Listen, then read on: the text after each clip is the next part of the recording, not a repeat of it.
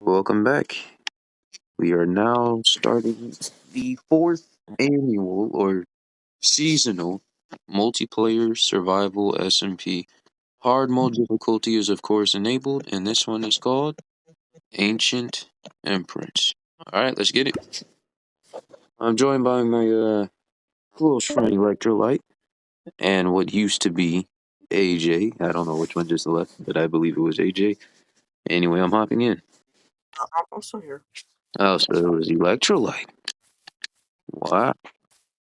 Alright, so a nice spawn. Nice in the plains. I believe the best thing for us to do. Oh, village! I'm so glad I recorded the intro as I was logging in instead of waiting for everybody to get in. Or else I wouldn't have first dibs. I do? Okay, diamonds off bat, please, please, please. Still nobody has logged in. This start is amazing. Diamonds, let's go. And some good armor. Alright, come on. Perfect start. Yo, this start is amazing. I'm already ready to go and start a house somewhere. Actually, I need to possibly get some sheep. Oh no, he's here. He's here. Ooh, Electrolat just turned around. He was there. He didn't even say anything. Ooh, ruined portal. We can go to the Nether pretty fast. Yeah. Ooh, another village. Ooh, a good biome. I might set up camp over here. anyway. Oh, and another blacksmith. Come on, more diamonds, more diamonds. Please. This has got to be it. More diamonds. This is all I need. No, no diamonds, but a lot of obsidian. We're ready for the Nether. Hey Nehemiah, Yeah. I found a deep dark. Oh yeah, they spawn extremely close. Let me know. Is it an Stuck ancient down here city? now. Is it an ancient city? Yeah, it's an ancient city. I'm stuck down here now. It is an I ancient city. haven't quit Okay. yet. Mark down the cores. Do not give them out. I'm gonna need that for the skulk sensors and stuff. Yeah. Yeah, that's nice. What is? There's like a light underground somehow. If he hits me once, I'm dead. Oh, hold on. I actually might need. I might be able to have enough obsidian to make another portal. Okay, I think I'm gonna go underground here, and then Sleep time. You know? okay, this is a good spot. No mobs. I can sleep. All right. No, it's not an actual trap. It's a thing that happened on TikTok. 2 century smithing templates. Oh my god.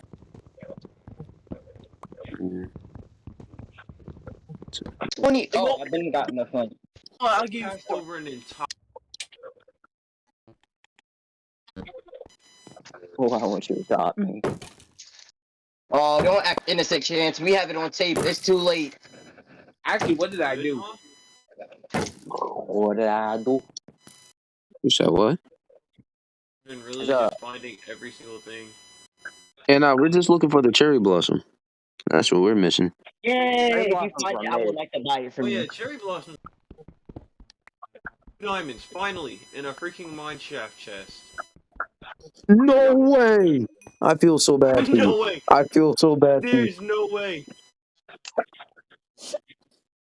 You can tell me your coordinates and I can pick it up for you. Hold on. And then I have like Hobble Deep Slate too. Alright, so I did some more exploring, and I eventually died at a pillager outpost, and I couldn't get my stuff back, they were too heavy. And Sky came and helped me get my stuff back, but then I died again and lost it. And so my plan was to just run at a diagonal until I got to a biome or a structure that I was looking for. Of course, I have a plan for this server. It's in a mountain, but we had to find a good one. Then Sky eventually was pretty generous, and so I ended up joining up with him, and here we are at the pillager outpost I died at. I'm getting a bed now, but we kept running and we kept running, and eventually, Yeah, after some time, we finally found it. This was such a work in progress. Aaron actually died. Sky, he died, and his stuff was there. We ended up taking on a new member, and Gear. Gear wanted to work with us, so we bought him here. He caught up. Aaron hasn't been on, so Gear actually grabbed his stuff, and we kept moving.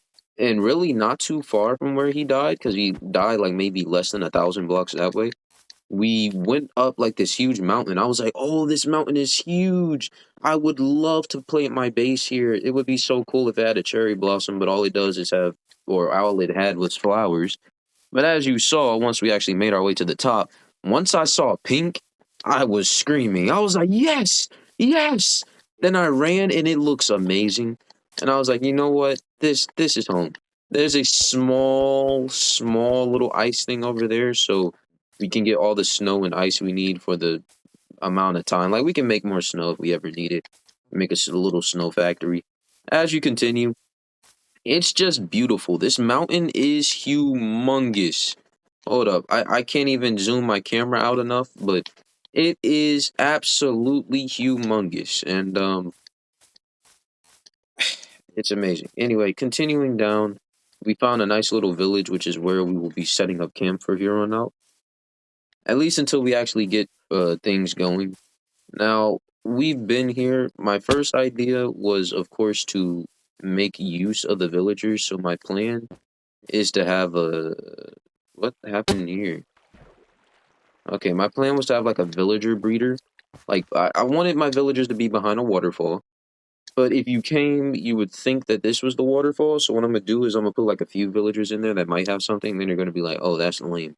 And then on some other waterfall on this place is gonna look nice, and I'll put it there. But yeah, we're gonna have our breeder inside of this area underground, and we'll make it look nice. I have quite a bit of calcite, which matches good with the pink wood, so hopefully that'll look nice. And then also one thing, I see a nice little pier going here. I think it looks better from up here where the little snow biome is. Like it's extremely small. It's nice and petite, but just the way we like it. But I could see like a nice little dock here. I might make that an entire video one day, like making a nice design dock with a few boat designs and stuff. But I could really see that. That would look amazing there. And then towards the inside is where we'll start building. We have a ton of room just for farms, and the land is relatively flat in most areas. Like if you look over there, it's a mountain. We could really do whatever we wanted. We're very far from spawn unless one of them watched the video and just come straight here. Unless they do, we shouldn't have to worry about anybody finding us. And if they do the journey so far, if we can kill them and prohibit their ability to respawn, they probably won't want to make the trip twice. Well, with that being said, and that was quite long, let's get to the first order of business. First thing, we have been traveling for quite some time, pretty much looting almost every cave and temple we could, and we have gathered so much stuff, but we have had no place to put it. It is time to change. And so I went into this house and I was thinking like a nice little shed in here. So we have like just chests going up on that side, chests on that side, and then just have this as like a shed. I mean, it kind of looks like a shed in the first place because when you walk in, it's so small. So I'm not too unimpressed by that idea. But the first thing I would do is expand everything, move it out one. That way we can make double chests and make them face side by side. So that's what I'll go ahead and do. So with that, it is expanded. Now there's two slots on the inside, and we could just double chest all the way up. It's not supposed to look amazing, but it's just a nice little shed. I might actually expand it out some to make it look better as well. I don't know, but there it is. Now, if we simply fill it up with chests, ding, ding, boom, boom. You know, I underestimated the amount of chests needed to actually get this done. All right, now that the chests are done, we can move on to some more. Aaron made his way back, and Gear built this, and right now, everybody, well, not everybody, the group that I'm in, the three of us are on, and the first order of business is this. The breeder, of course, if I haven't mentioned it. I set up the redstone, took me like 2 days to get this thing working because like I had a brain fart, and I have the machine down there where you can send it from two different locations. So once you're in, you can close it, and once you're out, you can close it. But I had a brain fart, and it just was not working because like it sends out a constant signal, and it needed to be a click signal for that.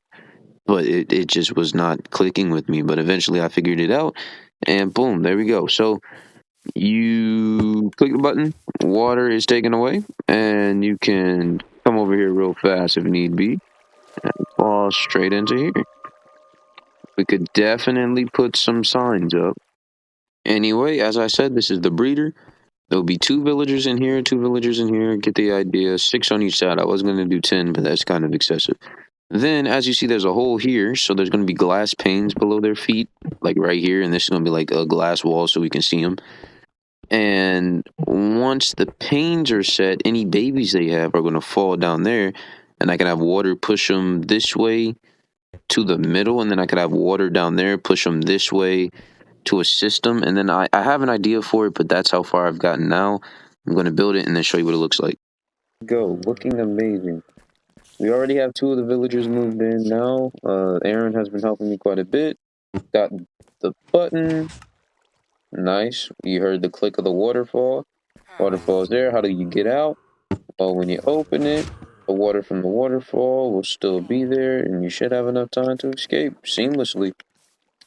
And of course, you close it from up here, and you're good to go. Now, as you remember, they're supposed to fall and stuff into a room, so we built a little canal. He's building a 3x3 door right now. Currently, doesn't look too hidden, but anyway, here's the room. So, of course, they have the panes. They fall down into the first water. They're pushed into that water. Then it's like a conveyor belt there. It drops them into that, which drops them down there. And I'm going to have to loop it all the way around to here where I want to put some pods. And like each row down the line, if a villager hits it, they'll step on a pressure plate that'll close the pod. So the next one will move on to this one until all 18 spots are filled. And this is like a little detail with the pier, I guess you can call it. It's like a destroyed pier. I didn't know really what to go for. But by then you get your villager, and we have the portal linked up to a spot that's pretty hidden. Or you can take them all the way around, and once the door's done, you'll have a straight shot there. You can go that way, you can go that way. So we're looking good. Next thing we're going to do is, of course, design the loop and the pods. Alright, so about the pods, I built a mock version inside of a creative world, super flat, and with Rogue's conjunction, he helped me actually make one that worked. Very overcomplicated, but it had to have a water system because villagers, getting them to actually fall is so hard. Like, it was much harder than it needed to be. But we had a plan to build it. We had started building on that. We needed slime because we needed a lot of sticky pistons. So I spent a lot of time mining out a slime chunk. Aaron, on the other hand, has been dying a lot, and he hasn't really been helping. Not gonna lie, he has been getting the resources this entire server for me. So I've basically been mining out a chunk with a stone pickaxe. Sometimes iron. Yeah, sometimes iron. But a stone pickaxe. Now, here we get to this. This is a 4-month video. Like, the summertime is almost over. It started in June. We're now in August. And, well, 2 months. But, point being, we're almost back in school, and I haven't even released the first video. We're basically on square one at this point because little did I know, Rogue knows where our base is. How did this happen? Well, Mr. Can of Heinz Beans, aka Kumchi, is the entire reason. So Rogue has barely played the server, and up until one point he hadn't played at all. He decided to hop on one day, and Kumchi happened to be on. Kumchi had been playing, had gotten some stuff, and I guess it's kind of my fault. What's the term for it that Jordan always uses, or Pickles Wood always uses? He would say glazing. Apparently, I glaze him or I crack him up to be more than what he is. I guess that's my fault. But you remember what Rogue did to me in the Divine Shrine. I don't let it go, and I know that he is more than capable of doing things. So I warned them of this, and Kumchi, being the afraid and nice guy he is, wanted to get, in his words, brownie points, so he gave him locator maps. What did Rogue do with the locator maps? Oh, well, he stuck to it, and for an entire server session, he ran to our base. Or so I thought. What actually happened, which I came to find out later, Mr. Gear betrayed us, and Rogue knew where our base was for quite some time. Not quite some time, because he did die on his adventure trying to actually find it. He died, luckily, but then Gear gave him the cords. Now, I didn't know this. We continued to build, even the past few clips we were building, and I hadn't known until today. He threatened. He was like, don't make me leak your base cords after I said something. And I was like, you don't have our base cords. And sure enough, he said the exact coordinates of where our base was. So we are practically back to square one. Don't let the armor confuse you. I have an ender chest. I'm starting to get some good enchantments. I got prop 4, feather falling from out of a enchantment table. Got to work some more with that, but it hit me by storm because actually today is when I started started to upgrade my armor, and today is when I found out what I found out.